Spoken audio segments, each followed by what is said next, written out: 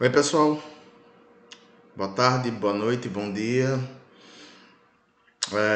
Hoje a gente vai falar sobre a Idade Moderna, começando mesmo os assuntos do segundo ano, né?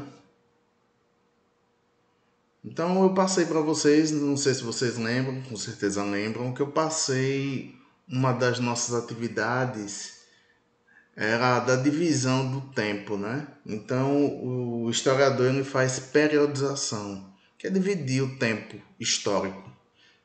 A gente divide o tempo histórico em pré-história, depois idade antiga, idade média, idade moderna e a idade que nós estamos hoje, que é a idade contemporânea. Vocês no segundo ano iniciam aí estudando a idade moderna. Praticamente você só vem no segundo ano a idade moderna.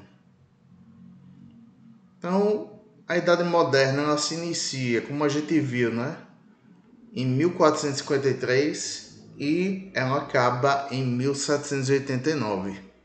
Em 1453 ela começa lá com a tomada da cidade de Constantinopla pelos turcos otomanos.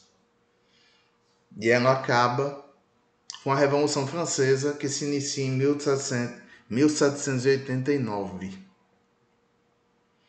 Bom, é bom lembrar que essa divisão que a gente faz, ela é basicamente europeia. A periodização clássica, como a gente chama, e essas que vocês viram aí em outras oportunidades, é uma divisão que ela tem uma perspectiva histórica europeia, basicamente.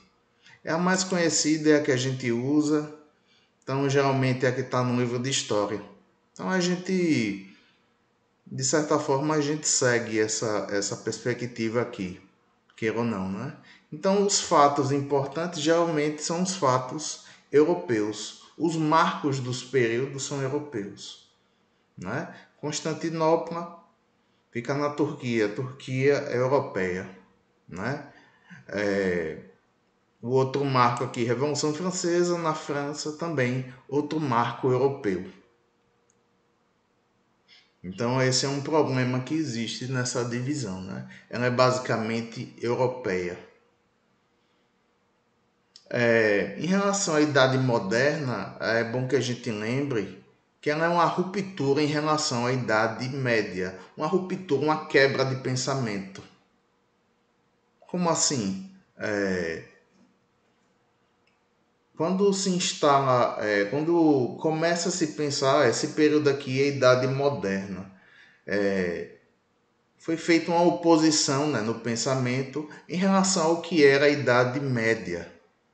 As pessoas estavam considerando a Idade Média a Idade das Trevas, não é? Porque ela é um período dominado pela religião e pelo, como tem aqui no texto, obscurantismo cristão católico. São aquelas crenças baseadas na religião, né? No caso aí o cristianismo católico, né? Como era na Idade Média, sei lá, que obscurantistas, que você não usava a razão, não usava a ciência, né? Tudo baseado numa religião, mas de uma forma preconceituosa muitas vezes, baseada em ideias que você... Vou dar um exemplo, é melhor. Aquela ideia que a gente muitas vezes vê, né, ficou bem conhecida aí, do mundo ser quadrado, né? Ele é plano. Vocês já devem ter ouvido essa ideia aí, uma ideia medieval, de que você vai com um barco e chega num lugar, não tem mais nada, você cai. Porque a Terra é quadrada, né? Como eles imaginavam. Olha, é do formatinho dessa tela aqui. Então você vai, daqui a pouco cai, não tem mais nada. Então, são ideias pouca, que não usam a ciência, a razão. Então, é isso que eu estou chamando aí, que a gente chama de obscurantismo. Há uma fé absurda, uma fé que tapa seus olhos, né? Uma fé totalmente desligada da razão. Bom, então a Idade Moderna ela apareceria para retomar, segundo essas ideias, né? A Idade Moderna viria a retomar a vida como era na Antiguidade Greco-Romana, considerada o auge cultural da humanidade, né? Então, as pessoas lá os pensadores, né, dessa época da Idade Moderna começaram a dizer, ó, aqui na Idade Moderna a gente vai retomar a razão, as ideias, né, que existiam na Idade Antiga, greco-romana, e esse período anterior, né, que foi dominado aí pela igreja, então isso aí a gente chama de Idade Média. E começaram também a dizer que aquele período era uma Idade das Trevas por conta disso. Bom, então o equívoco que tem nesse pensamento é de não considerar a produção cultural, filosófica, técnica também da Idade Média. A Idade Média não foi só um período que só tinha fé e nada mais. Existia uma produção cultural, filosófica. Foi na Idade Média que surgiram, por exemplo, as primeiras universidades. Né? Existem universidades até hoje na Europa que foram fundadas aí na Idade Média. Por exemplo, né? A gente pode dar outros exemplos também.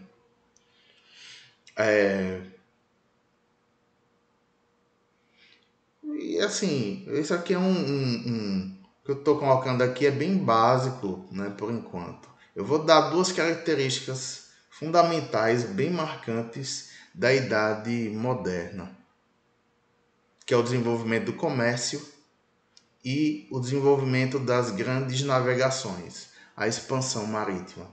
Na Idade Média, o comércio era pouco desenvolvido, né?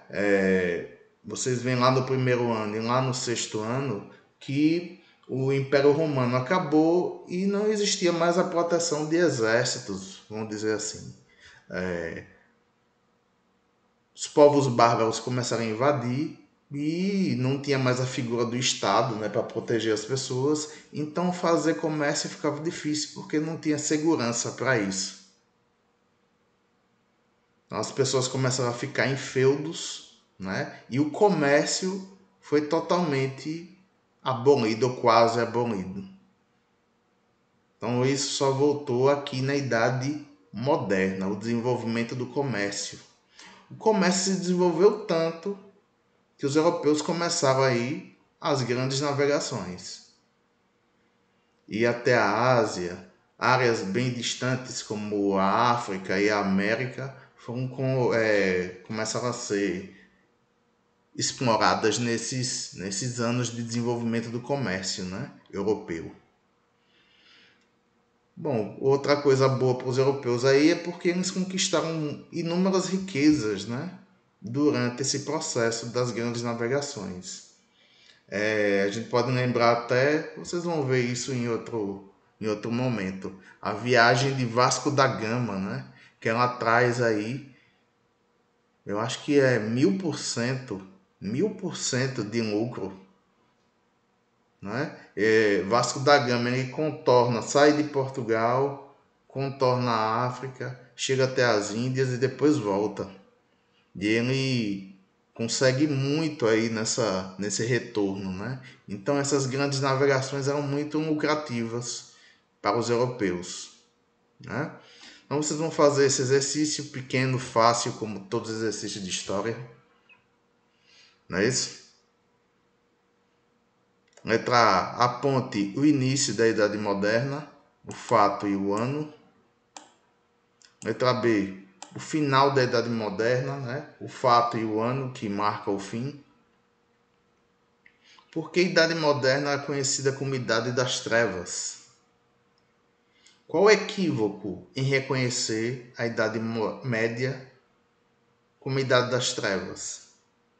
Equívoco é erro, é a mesma coisa, viu? e aponte duas características marcantes da idade moderna. Fácil, fácil, fácil demais, pelo amor de Deus. Muito fácil. Então, pessoal, estou encerrando por aqui essa atividade.